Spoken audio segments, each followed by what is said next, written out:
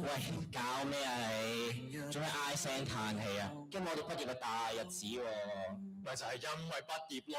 以前啊，一直想快啲嚟我畢業呢一日啦，但係一諗到就係畢業咯。畢業代表我哋要離開呢一度，面對更加大嘅挑戰。最重要嘅就係分別啦，我唔捨得你哋，同埋其他冇喺度提及嘅老師，我哋都好衷心咁感謝你哋。咦，但係時間冇等人，咁就等我哋做翻 ending 先啦。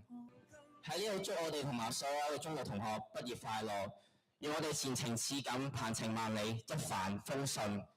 以前嘅我哋成日都掛住玩，但係而家臨近 DSE 啊，我哋都入晒戰鬥模式，為咗自己嘅前途未來努力進發。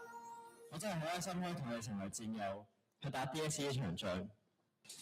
終點就喺眼前，咬緊衝埋佢啊！去咗呢兩天喎，你睇下佢手指都彈到損晒，把聲都唱到沙埋，但係佢哋冇諗過放棄，因為佢哋相信努力嘅聲音係一定會俾人聽到㗎。